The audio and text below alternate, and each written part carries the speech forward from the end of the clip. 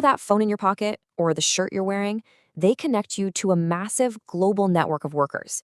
We depend on them every single day, but how much do we really know about their working conditions? Well, you might be surprised to hear there are actually international rules designed to protect these very workers. We're talking big, ambitious global pacts. But here's the real question, the one we're digging into today. Do they actually work? Okay, so let's get into the nitty-gritty. The main tool we're talking about are called Global Framework Agreements, or GFAs for short.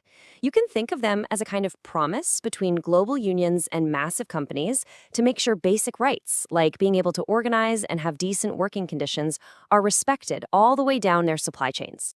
Now, this is a really crucial distinction to understand. These GFAs apply to two very different kinds of companies.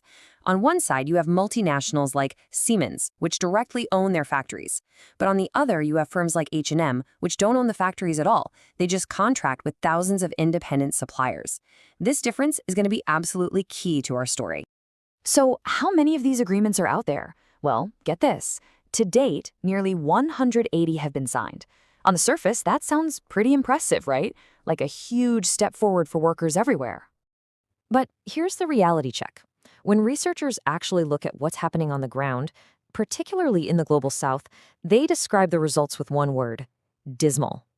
Dismal. So we have nearly 200 agreements, but a dismal record. What on earth is going on? Let's investigate.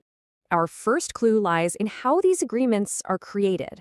And, spoiler alert, it's a completely top-down blueprint. Just look at this flow. Step 1, the negotiations almost always happen in Europe.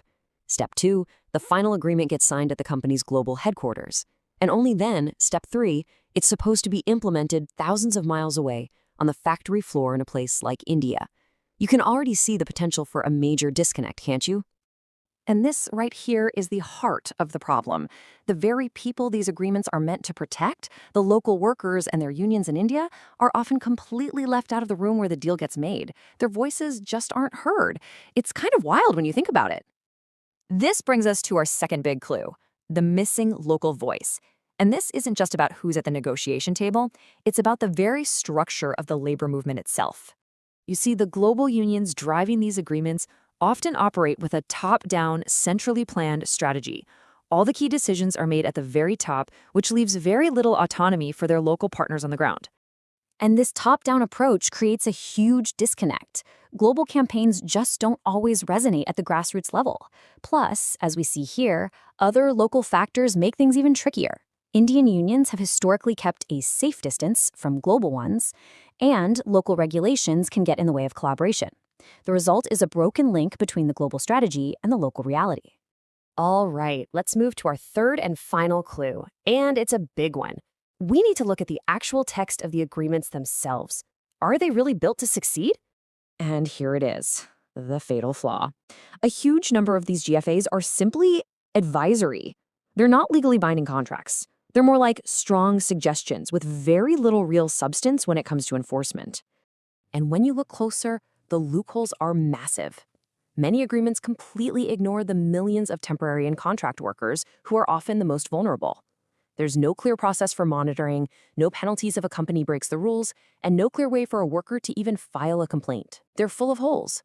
So it's no surprise then that these agreements are often described with one very fitting word: toothless. They just have no bite.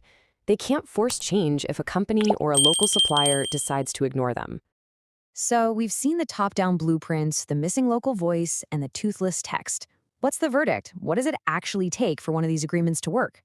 The evidence points to one clear conclusion. The agreements that actually succeed are the ones that come from the bottom up. They have to be rooted in the power and mobilization of local workers who are organized and demanding change for themselves.